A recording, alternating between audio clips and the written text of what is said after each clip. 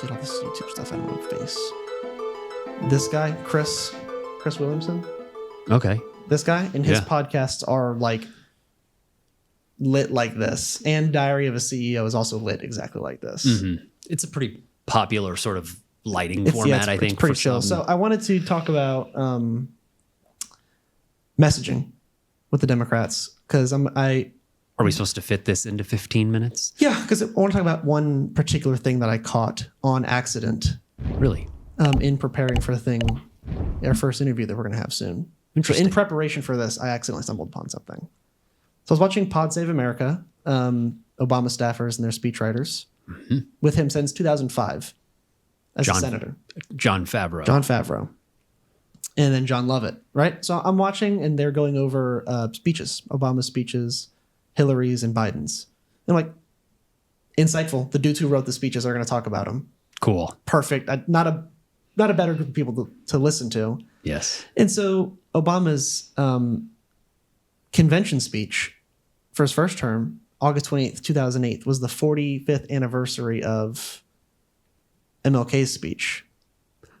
The night he gave his 2008 was the 45th anniversary to the day. Oh, interesting. Right? And so naturally, if you're the black candidate, the only option is to reference the black preacher from Birmingham. That's the only option, right? Is that how he referenced it?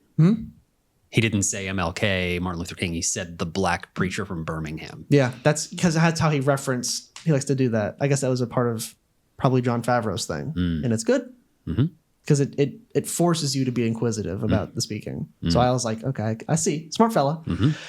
Anyway, so I'm going to play it because I need you to listen to it because I can't sum it up as well as he will. And then we're going to talk about it, okay? Good. So first thing we heard from a few of the consultants on the campaign. Talking about they're writing the speech. Okay. So they're in the process of writing his convention speech. This is the writing process. Yeah. So not the convention yet. They're in the process of writing it. And consultants are doing their consulting. Okay. I will say not David Axelrod, not David Plouffe. A few of the consultants. I don't know that we want to really lean into the Martin Luther King civil rights aspect of this in a general election, is what they actually said.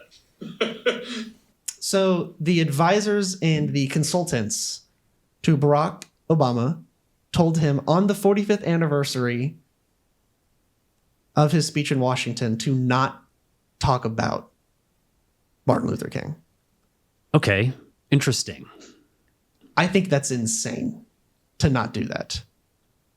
So even just the reference of the preacher from Birmingham. They didn't want him to even touch it. They didn't even want him to say that? They didn't even want him to acknowledge the fact that MLK existed and it was the 45th anniversary of his speech in Washington.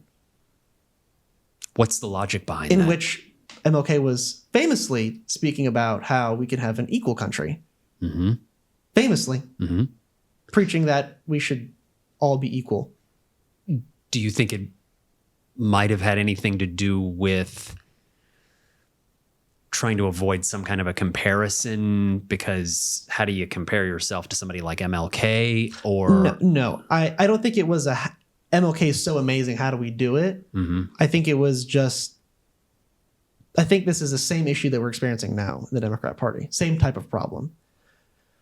They didn't want to touch on it because they're too scared to ruffle feathers and they might make somebody upset. And we don't want to talk about race because we're just nervous and scared or whatever. Probably something like that. And hesitant to upset someone or push the issue or whatever. And obviously Obama said, go to hell. We're talking about it. And he goes on to talk about apparently when they were rehearsing it, he only had one night to rehearse his speech. Oh, wow. That's how tight it was. And apparently he started to cry. Obama did. And he had to go, excuse himself for a minute. And he said that basically his entire time with Obama, that never happened. Wow. Like he lost his composure and started crying. Like after he said, brought up MLK. Interesting. And so he must have felt the gravity of the moment, which is I'm glad Obama ignored that of like, if it's making Barack Obama cry practicing it, Yes. Clearly, this means something. Yeah, it's a winning point that can draw emotion. Yeah. Yeah, if you're practicing and you're crying and you know what it is and you've rehearsed it already and you're still crying about it, clearly it means something. And I think it leads into the same thing of the donors and the consultants didn't want Kamala to say, we're not going back, which is insane because it's so tame. It is tame. It's gentle. It is gentle. It's really, we're wearing kid gloves when talking about conservatives and the MAGA movement with that. And they were telling her to not do that. Ludicrous. It is ludicrous. I'm going to go ahead and assume it was consultants who muzzled Tim Walz. Because we heard him speak prior to the VP pick. He was great. Wonderful. Passionate. I thought we were going to get that Tim Walz. Raw, real. They muzzled him. Yeah, they polished him up way too much. Terrible. Yeah. They destroyed him. He lost the debate because they destroyed of how much they polished what him. made him Tim Walz. So can any Democratic candidate for president, as long as the structure of the party is the way that it is right now, does anybody even have a shot in the modern age anymore now? So if the messaging remains the same from the right, kind of that attack line, but I'm talking about, they've always had attack lines, obviously, but not. It's like a new brand, new era. It's a new kind of attack. And are you asking, is it conceivable for us to win, or is it conceivable for us to win if we say the same? If we keep the current structure of the Democratic Party and the messaging, it will continue to decay. Yeah, of course. It'll just allow for a more entrenched Republican Party that will never move back to the center. It'll become more entrenched. Life will get worse, but they'll use that it's getting worse to entrench. And then the Democrats are going to nominate Mitt Romney Jr. as their progressive candidate. Do you know what I mean? Yes. So it'll just put us in a hole. So we need a disruptor. Unless some truly historically great another generational all-time person rises through the ranks, and they're famously generational. Famously. So that's not like they're just lying around. I mean, are we talking about AOC here? I don't think she's generational enough. I mean, even more so. It needs to be more than Obama. Oof. They need to be able to grip the nation the way FDR gripped the nation, or the way Reagan gripped the nation. If the current structure remained intact. Yeah, it has to be someone who is it would require someone so charismatic. And by historical, I mean not in a generational sense, in there have been 3 people in the history of the United States who have been like this. So you're talking about somebody like Gavin Newsom. Will be /S. I'm talking Gavin Newsom. I'm talking, I don't even know who else is terrible. Another bad Democrat. Eric Adams, yeah. New York, like that. John Fetterman. So there's nobody that you can think of right now that if things stay the same, there isn't a person, maybe that I don't know about, obviously, but there isn't a person that's known on any scale that could do anything. So would it matter who the Democrats have to run against in 2028? Because it's not going to be Trump. No. So who's going to step in to the Trump role? Who can fill Trump's shoes? And does that have any sort of... They'll run a primary. I don't think it'll be as disrupting as people think it might be. Do you think that they'll be able to keep the MAGA wheel I turning? think they'll take the cult hive mind that's been made and just kind of place a new person in there, and it'll probably work just good enough. Plenty fine. You think that it might be somebody that Trump appoints? Let's say Ron DeSantis runs and he wins the primary. Okay. He'll be able to capitalize on the cult. Somebody like I don't him. think he won't be run it as MAGA, but the cult's there so he can replace it with the media apparatus, with the news and how it all runs. They can replace it. In 2016, you couldn't because it was nothing. Trump had to shoulder everything. Right. We talked about this last election. It was Trump did no work. Trump did no work. It was the online right-wing ecosystem. Yeah. That was his campaign. He just needed to throw out some great one-liners. He needed to and attack. you can get anyone to go on a podcast and you'll find 15 seconds that are clippable. Right. Eventually you're going to say something. Yes. Right. So I don't know how much that matters. I think if anything, it's more dangerous because God forbid you get somebody who's like slightly more electable in there. It's over for us. That's bad for Democrats. Somebody even more electable than Trump. In terms of their not likability, maybe. Yeah, likability. They don't go and they can still exploit kind of the MAGA-ness of it, but also somehow like a Glenn Youngkin, right? You know, governor of Virginia, right? Way more appealing, right, to a mass population. Yes, just as extreme. Got it. Brian Kemp, maybe governor of Georgia, right? Yes. He can give off Southern hospitality vibes, maybe a little bit more appealing, just as extreme. Right. That's the problem. They'll run all the same stuff. Yeah. So they could be even more electable. But more electable. That's the issue. So then I think it really matters about how much they burn down between now and then and whether or not the Dems can come up with some sort of a unified, simple attack lines that can counter whatever it is that happens between now and then. I think it's more than that. I think Democrats now, let's say they have some unified message and they win, they'll just lose the next election. It won't be enough. No, they'll win 2028 and then they'll lose 2032. Got it. Okay. Like it doesn't matter if they win once. They're like, a part of why people voted for Trump is they think he's changed. We've talked about this, right? Yeah. And so long as Democrats provide no change and defend the status quo in the institutions, they will just be in a perpetual cycle of loss. They might win one, and then they'll lose if it's bad enough, but then they'll just lose the next one. Turn around and lose the next one. Because it's like, okay, cool, it didn't done. get better under the Democrat. Switch. That'll be the problem. If they ever want to win, hold power, and do anything, they have to abandon how the party's currently running. Right? Like we talked about, Bernie's policies are unanimous in support from basically every voter. So if you have the right surrogate to preach those messages, to preach that message, if you can have the Democrats incorporate the internet, it's not 2008. Right, 2028. Yes. It'll be 2 decades. Right. Right? Yeah. If they could incorporate podcasts and streamers and content TikTok creators and TikTok and whatever else shows up. Yes. Right? Yeah. If they can do that, way better chance of winning and getting something going. How much of this win in 2024 was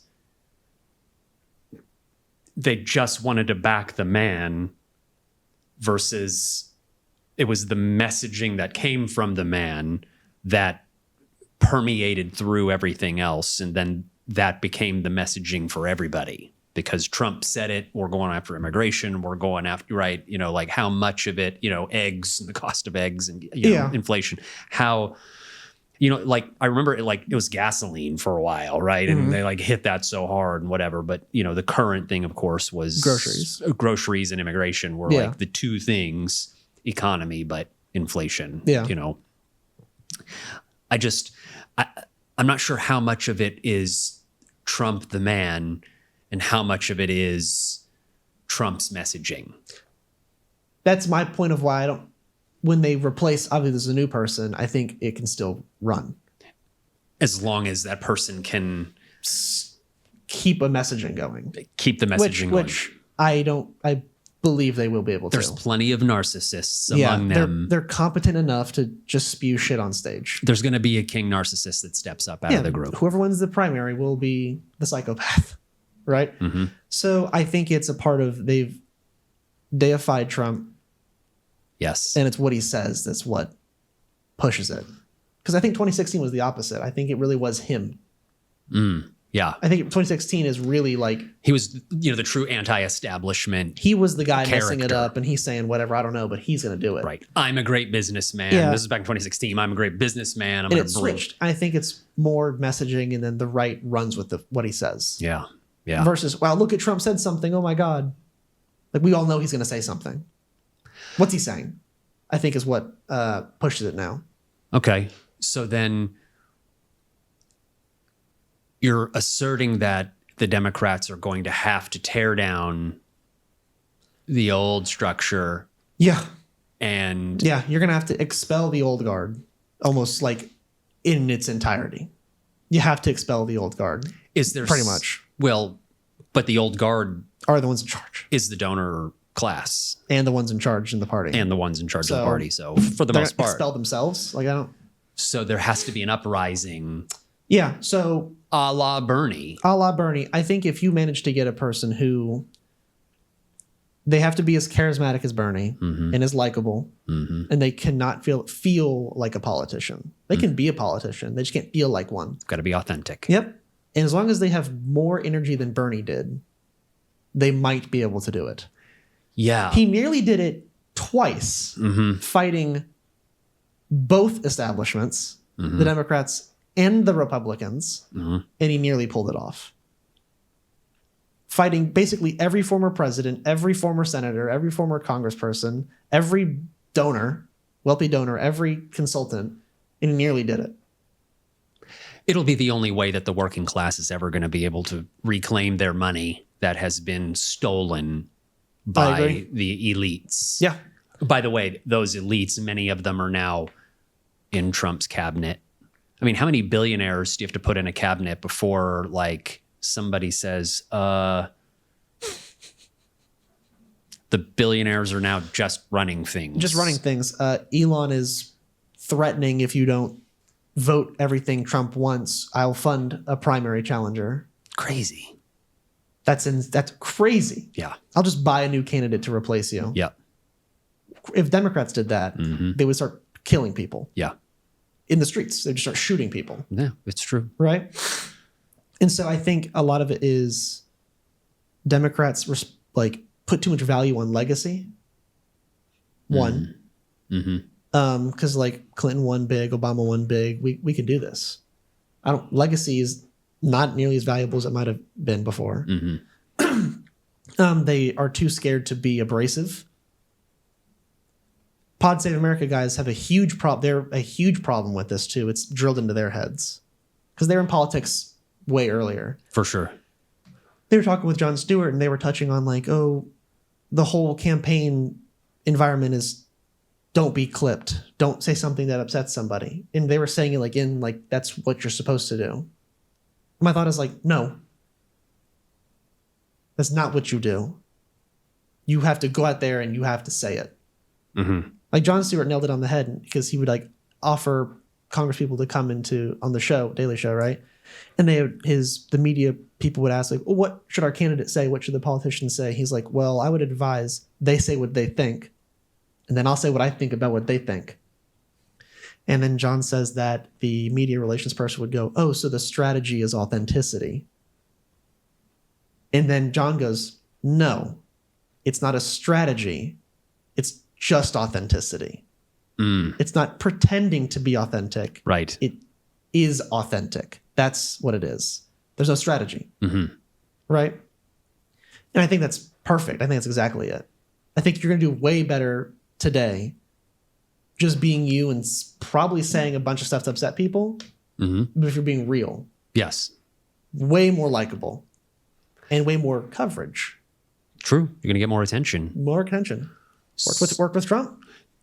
Then it kind of brings the question then if, there's going to be this, this movement, this kind of groundswell that has to happen that will hopefully eventually muscle out kind of the establishment donor class Dems, an agenda that's truly for the working class. Yeah. So that'll have to come from the heart. It'll have to come from, like I hear it over and over again, the lady that we were just speaking with, right? Yeah. Like it has to come from the young people. It has to come naturally. Where can one find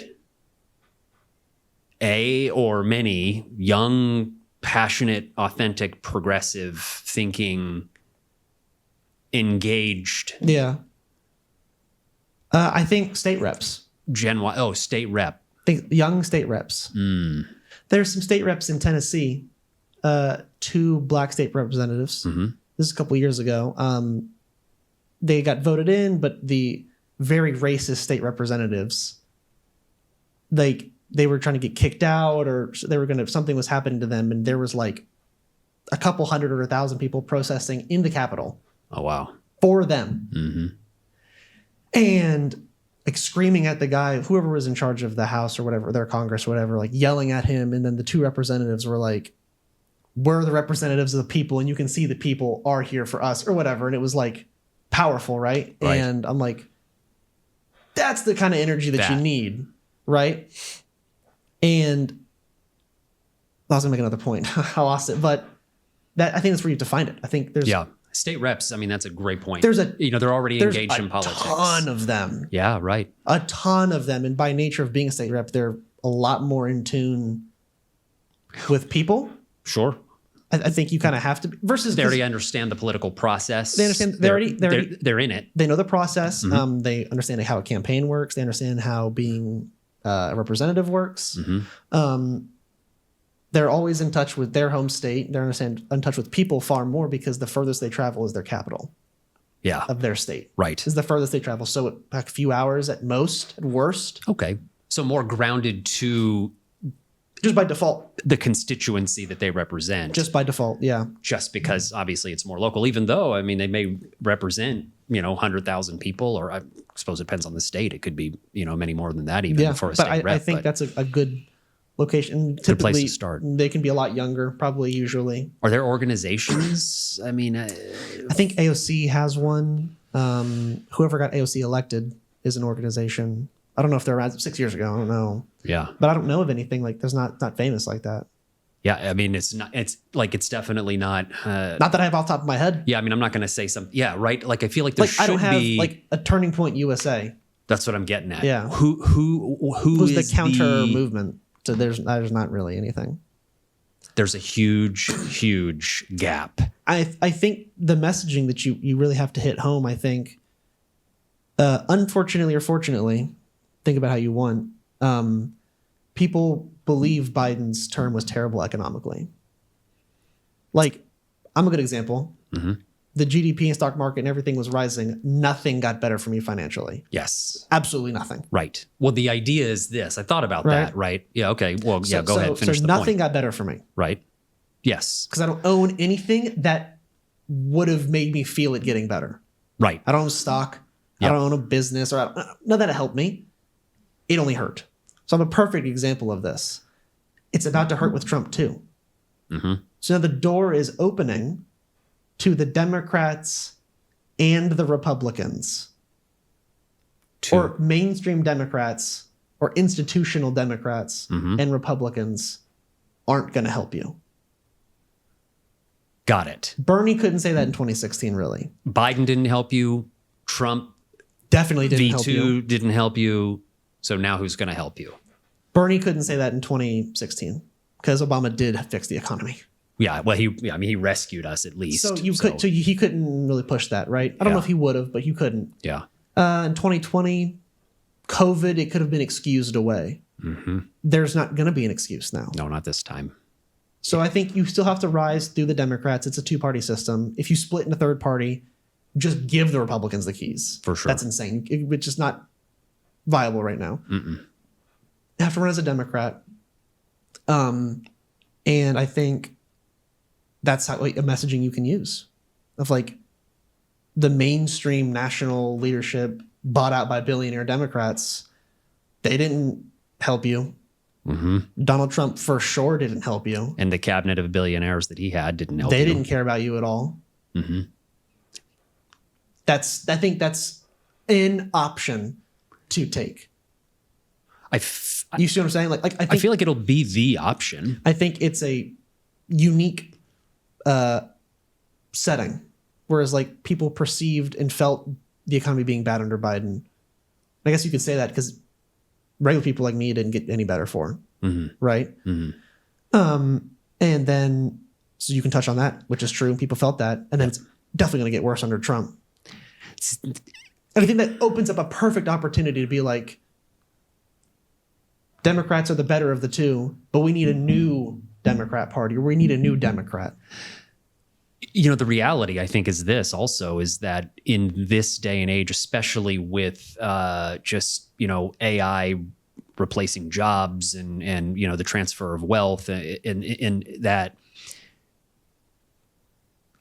you have to have an economy that's going strong. I say economy going strong. I'm talking about the economy that Biden would brag about, like stock market's roaring and, there's, lots of jobs available or, enough, although there's plenty of people that are underemployed. So, yes, but yeah, let's just, for this argument, I'll say that the economy is going good, but yet Kamala lost in part, a big part, because just like you just said, your personal economy was no better under Biden than it was under Trump. So, and that's the thing I think that we have to get the new Democratic movement's mind around, that it's the economy stupid, but it's people's personal economy stupid. Yeah. It's people's personal economy stupid, but we also have to be smart enough, and I believe that we have to acknowledge it, that if the stock market is crashing, then there's not going to be as many jobs, and money isn't going to eventually roll down. And so there is a bit of truth to kind of the trickle down idea. And if the stock market is only if the stock market is roaring, then is there a possibility to do something more for workers? Unprecedented level of roaring, because it was growing under Biden, like it's been. I mean, it's roaring right now. It's roaring. It hasn't changed a whole lot. So the stock market, I think, can, if it crashes, hurts a lot. It hurts everybody if the stock market crashes. If it grows, it might help a lot of the bottom people, maybe barely. Helps a lot of the upper people. You got it. But that has to be working. But that's exactly what I'm saying. That the stock market has to be roaring, or in other words, the billionaires and 100 millionaires and corporations and the rich need to be getting richer, or the rest of us don't stand a chance. If the economy is crashing, jobs are crashing, closing down businesses, corporations, then how can we fight for the working class? There's no way that we'll ever be able to sell that if there aren't enough jobs, if there's not enough money to create new jobs, if there's not enough money to create new businesses. I think that's when it's easiest to sell. When it's easiest to sell, because system's failing you. Because it's see, that's the thing, though. That's what happened with FDR. It failed. Well, it had to fail all the way down to... And Obama. And it had to fail all the way down to nothing. True. That time, for that level of change, sure. Yeah. But that's the level of change we're talking about for New Deal Democrats. That's the level of change. I think there's beginning to be an uptick in kind of that understanding. I think everybody understands working class politics, and that's what everyone feels. They just don't realize that's what they're feeling, right? Mm-hmm. It's like, oh, if you're not getting paid enough, it's like, it's not because the government's taking money from you, because you're not getting paid enough. Yes, but who pays you? You're the billionaires, the rich, the elite. When $40 is taken out of your paycheck in taxes, it's not because the government took $40 from you. Do you know what I mean? It's because you could be getting paid twice as much, but they just aren't gonna, because they just don't want to. Yeah, the answer to people, they could, but the CEO wants a couple more million, so he does just not. He's gonna tell you to go to hell, and he's not gonna pay you. He doesn't want to lose that month-long trip to Spain. So he's not going to give you a pay raise. He doesn't care that you don't see your kids. He wants to go to Spain for a month. That's it. So that's what it is. You have to stay at work for 2 shifts. That's what I think a big part of what's going to have to be exposed. But then we have to think of a way to counter the argument, because what you'll get attacked on the other side is that you're going to lose jobs. For what? They're not going to create, the elite, the billionaires, the business owners, they're not going to create more jobs if you tax the hell out of them. It's the same argument that they've been using since forever. The 80s. Yeah. It's like so there's some attack line that needs some counter attack line. There is a counter. I can't come with it on the spot. There's a counter. I think that we could look to FDR and see what did he do Because it was What did he say? Because what did he say? what Reagan brought the economy back to being out of balance and stuff. It was way worse before FDR got there. Mm-hmm.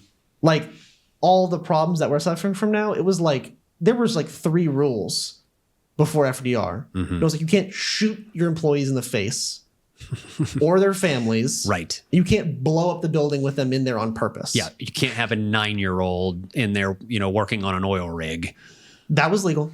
Oh, maybe that was still legal. That was because FDR, that's not a thing. Okay. So you couldn't throw the kid into the gears of the machine. You could let him fall in. That's cool. Got it. But you couldn't physically toss the kid in to the wood chipper. I think before FDR, we still had orphan crushing machines, if I'm not mistaken. At most factories. At most factories. Typically, or it'd usually be like next door to the orphanage kind of deal. Like, it's getting full. We got to clean up this month, So it feels awful to think that it would take that level of pain experienced by the working class and less. Counterpoint. We're comparatively at a worse point than then. Okay, interesting. Like wealth inequality and the differences of that in power is the worst it's ever been almost in the history of mankind. That's interesting. If you look at the French monarchy, and they're quite famous for building Versailles, like the largest complex ever. Yeah. The wealth inequality is worse now than then. In the United States. Today. In one of the past 4 years, there was like someone measured it, did the math on it. You had more days off as a peasant in a field under a lord. Right? Wow. You would have nearly 100 days off a year. Wow. Where you're not doing anything. Yeah. Working pretty similar hours. That's interesting. You were left alone a lot of the time. You probably, like, in terms of what pay meant and what you got out of what you did, more than what you get from working now. Right? So if they work the same amount of hours as we work now, they would get more things in their society. Yeah. To be fair, they had way less shit. Yeah, that dollar is... But right. But like what their work would have gotten a better shake than today. Yeah. And obviously way more power nowadays held by the top. I think it's been romanticized. Right? Which part has been romanticized? Billionaires and the wealthiest of all time. Oh, yeah. Today. Well, that's They've been because... romanticized. Well, yeah, because all of us are, all of us might be a millionaire. I think if we're willing to grind and wake up at 4 a.m. and do this. What inspires people to seek out that content online? The fact that they're currently suffering as a working person. Yeah. How long is that going to act in place of real money, real income into my pocket? A real way for me to move out of my mom's house. If you want to work 19 hours a day for 11 years to maybe work for yourself, or your workplace could unionize and you could make 2.5 times what you make now just overnight. You tell me which one's faster and would benefit you better. You tell me, but I don't know. That sounds pretty good to me. Because there was a joke. Someone said, well, union workers are like rich. I'm like, yeah. That's the point. Cool. That's the point. That's why we support the unions. Not to say that unions are, don't have their own problems and there's corruption within unions as well. But still, though, the general idea, the ability to unionize. I can fight that better than I can on my own fight the fact that I'm not getting paid enough. Makes a lot of sense. At least a union is people in the room with you. I'll put it like this. It's real easy to patriotize unions, to make it feel patriotic. It's real simple, real easy. You know what I mean? How so? Just by target. So you say appealing to the working class. Multinational corporations, might even not be American companies. Oh, yeah. Are hurting you, the American people, who want to work together, who want to fight together, who want to stand up for each other. Like real red, white, and blue-blooded Americans do. And they, you know what I mean? Like you can pretty easily make that the patriotic thing to do. which I think you have to do in America. You have to wrap everything in an American flag and bald eagle. Everything does. I think you're starting to draft. I think I think it takes very little effort to make unions like you're hardworking Americans. This is what we do. Mm-hmm. You know what I mean? And what's better than hardworking Americans working together against companies who will happily take their jobs away, but they can't take them away if they have a union. You know what those jobs back in Michigan? They can't take them if you have a union. Right. You want those jobs to stay in Georgia or North Carolina or Arizona? Steel workers, coal miners. You want them to stay there? Got to be in a union. They can't take it from you. Or they get to answer to the United States federal government on why they took that job away from you. I don't know who's more powerful. The most powerful nation to have ever existed in the history of the world, that government, or just some company like Starbucks. You tell me who's more powerful. That answers the question. So I think the way you go about it is, yes, taxing the rich I think is good, and taxes need to be increased because they were super high at one point, and shocker, the economy was fine. Mm-hmm.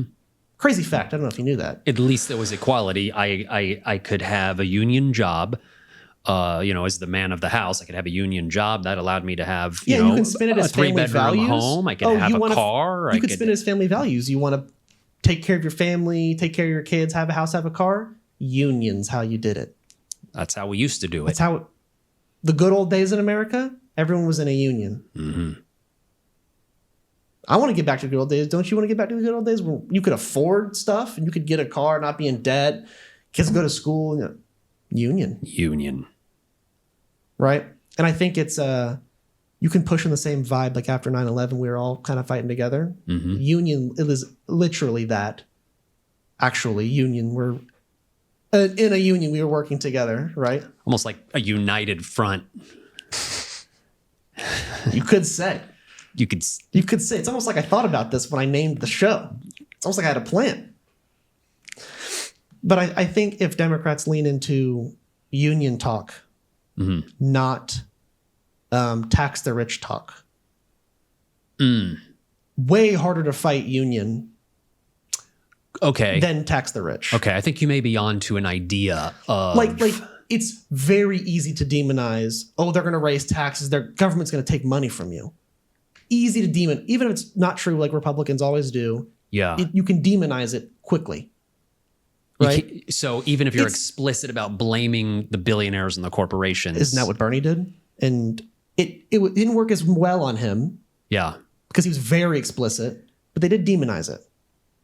He claimed to be a socialist publicly. Yeah, so maybe that was a part of it, but they still demonized the taxes thing. But they eventually kind of lost that fight a little bit. Like you say he's going to do it, and he's like, yep. You're like, there's no power, and he's just repping it. But it's easier to demonize still. And I think if you build the right union narrative, it's hard. I think it's a lot harder to demonize that. Because then you just go, you want workers to have less money? Want them to suffer? Like you can immediately flip it. Right. And maybe the person across from you doesn't give a shit about workers. But the people who are watching, who are workers, are hearing that. I think that would be a smarter approach. I think that's going to be a part of the future. That would tangibly help Americans that quickly.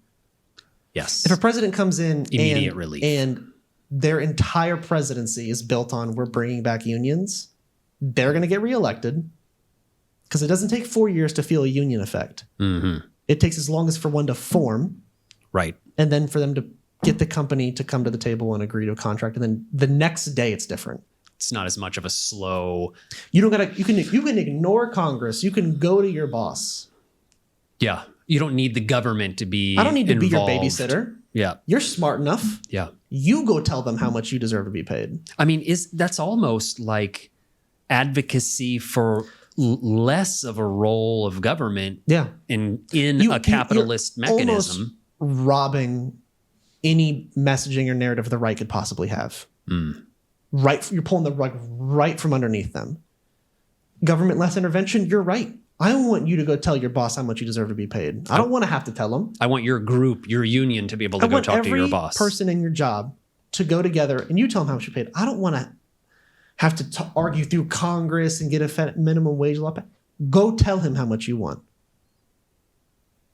Because, shocker, he only has a business because you're there. So do we need to talk about how a CEO makes, 150 times an average worker and blah, blah, blah? Or does it not matter to the average worker, or does the average worker not hate that? Can't conceive how much power and wealth they have. The CEOs have. They can't conceive of it. So why are we talking about it then? I think you need to keep it present. But I think the front needs to be you go tell your boss how much you want to get paid. You do this. Like, I don't want to, you're a smart American. Mm-hmm. I don't need to babysit you. Mm. You know what I mean? Mm-hmm. I think you take that angle while still saying, if they tell you they can't pay you, they definitely can afford to pay you. Yeah. Don't forget how much he's making. They're lying. They're lying to you. Mm-hmm. Use it in that way. Yeah. That makes sense. You have to come at it from go get your money. Don't let them lie to you about how much they have versus look how much money they have, go take it. Because if you frame the narrative as the CEO is taking from the worker, now we're going to go take money from the CEO, it makes the working class feel like the heroes or the underdog, which they are. But you have to frame it correctly, because if you say the CEO's rich, go get a union and take their money, that makes the CEO the victim. He makes the CEO the hero for fighting back.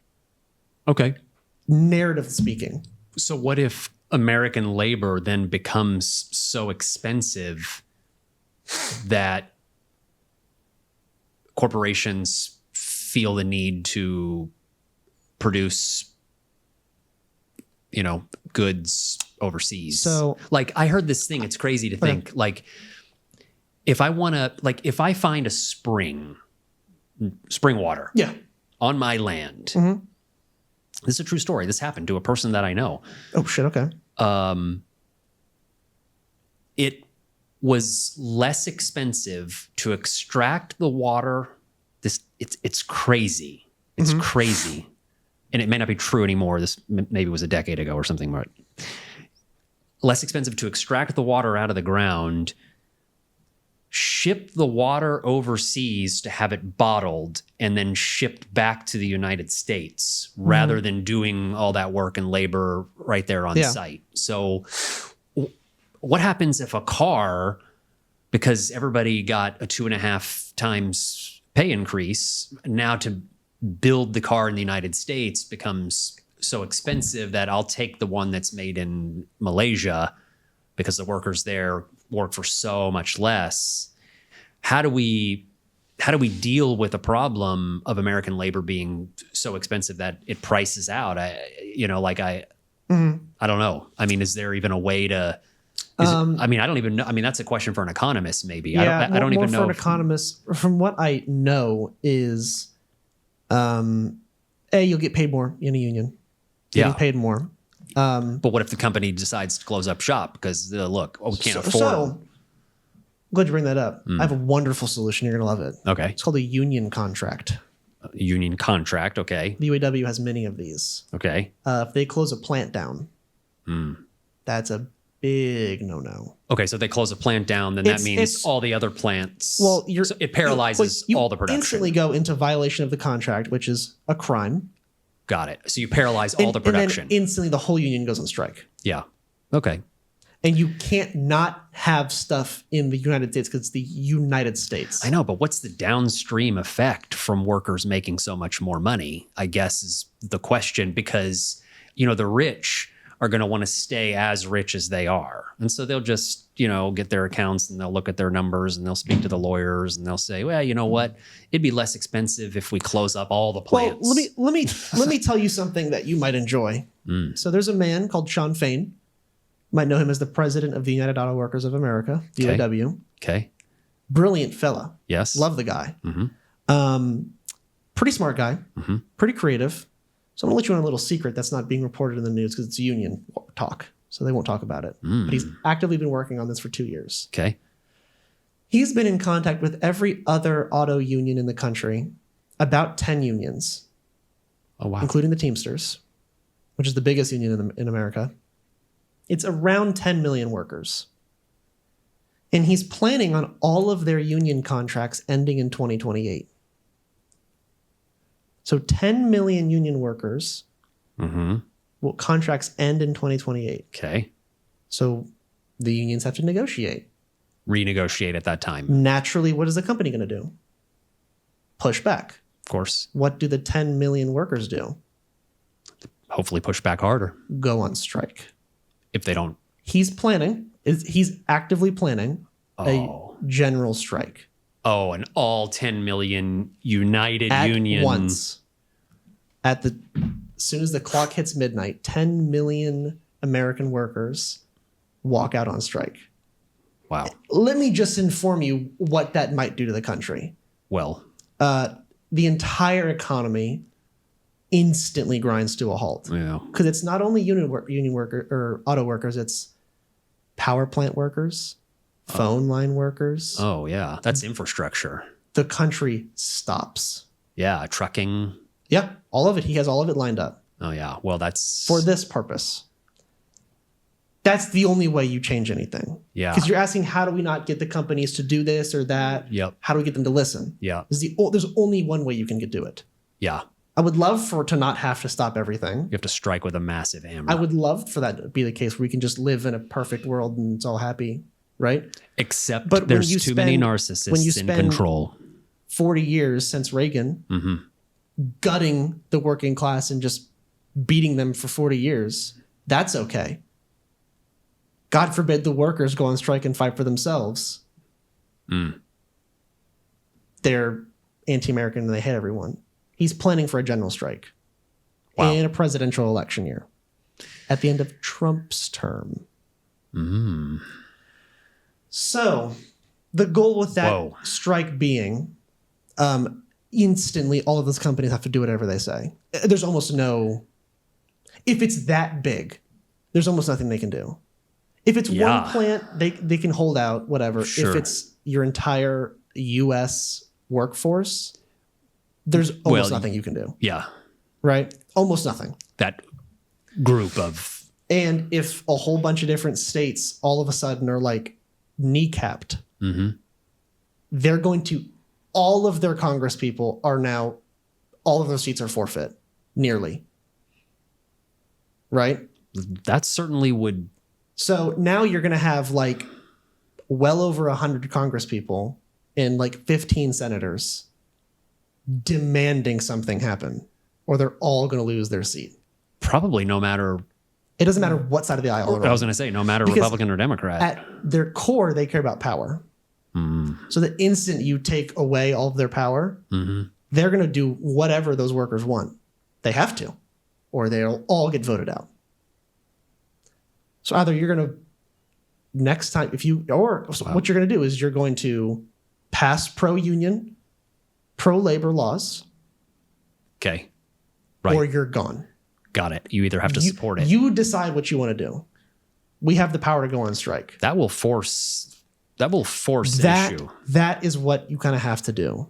Sean Fain. Sean Fain is our heavenly revolutionary warrior For workers. in In the modern age. I think, I don't know if it'll happen. I don't know if if we want change, it has to happen. Like real help.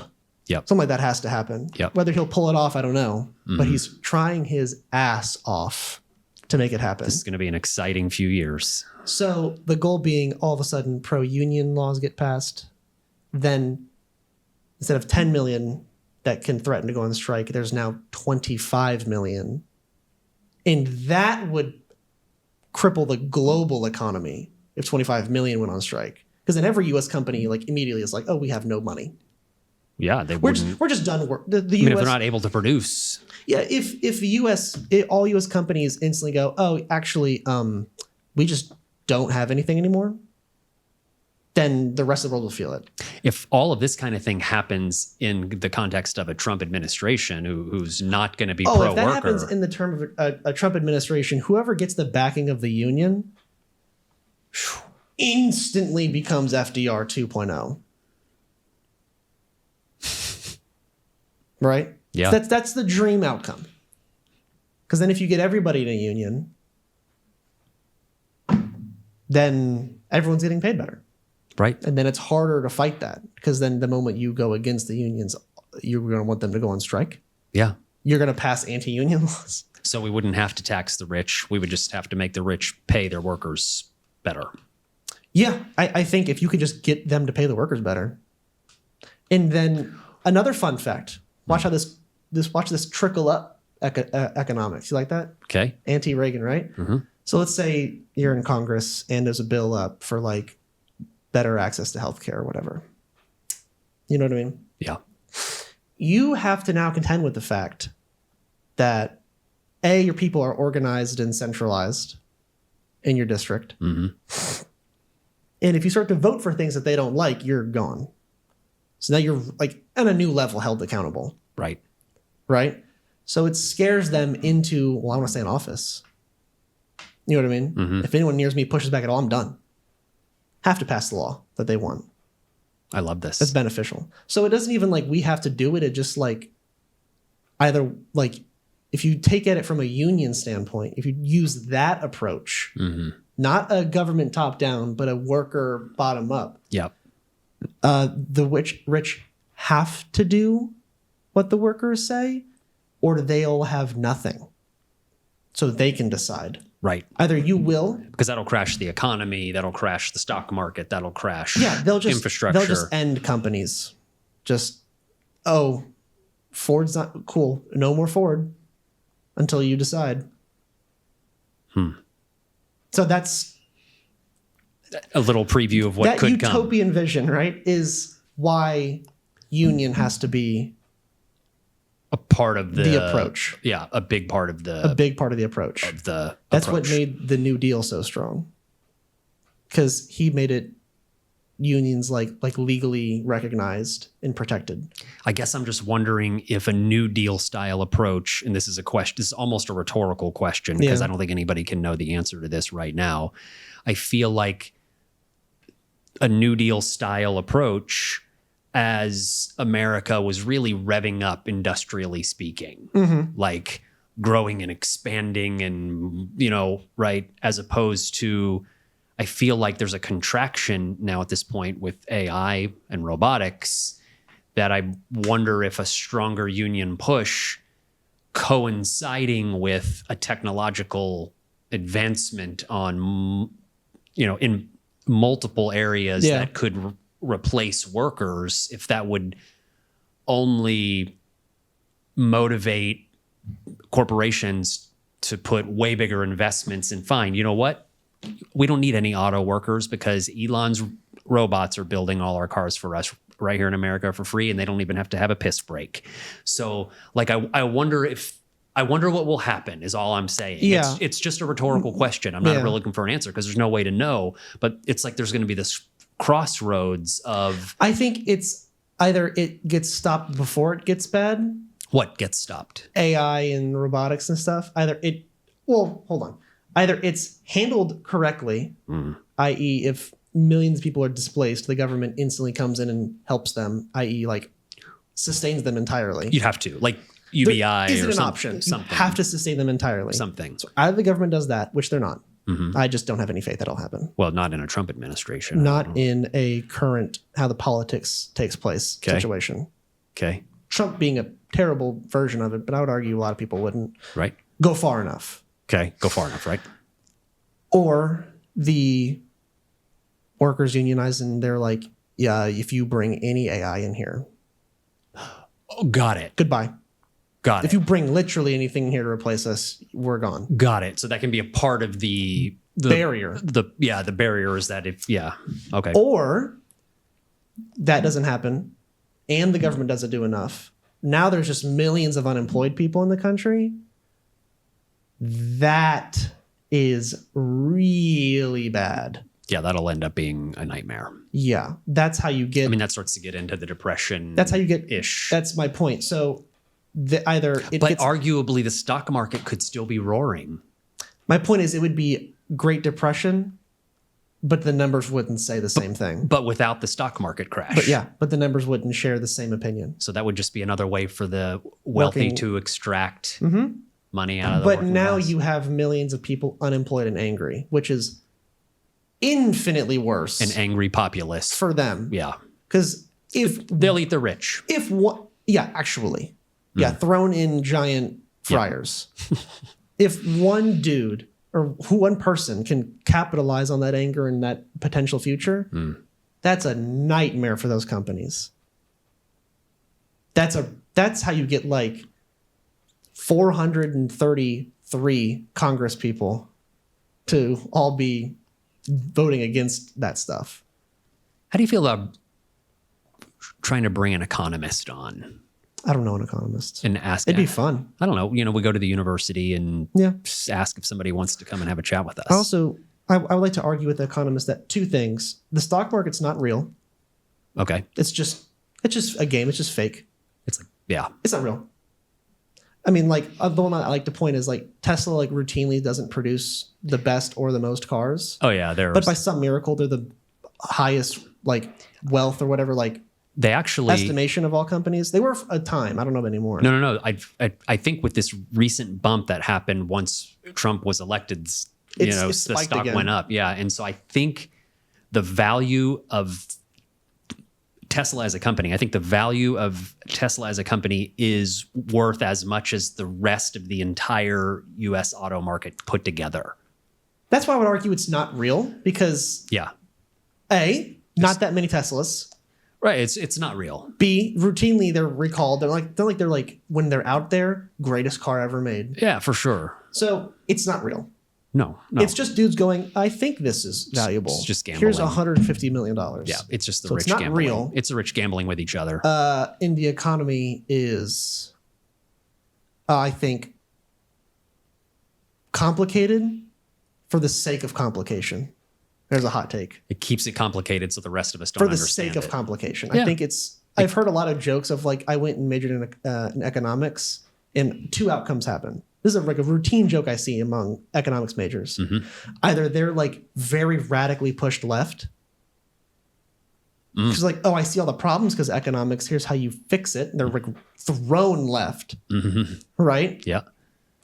Or they're just like, I got a 4-year degree in economics and it's just supply and demand. And then there's nothing else to learn. I suppose you could distill some things down to that basic premise. That's the jokes I've seen. I'm sure an economist would disagree with me, but we've been here for a while, so we'll wrap it up. This went way longer but it was a good talk though. Way longer than 15 minutes. Oh well. It's all right. It was worth it. Anybody that stayed all the way to the end, thanks. Thanks. Yeah, thanks for the 2 people that stayed the whole way. Oh, it's dark. Yeah, we're going to wrap it up. All right. So we'll be back after the holiday and at some point, I don't know. Yeah, we'll have to do a show after Thanksgiving. Yep. Sounds great. Okay.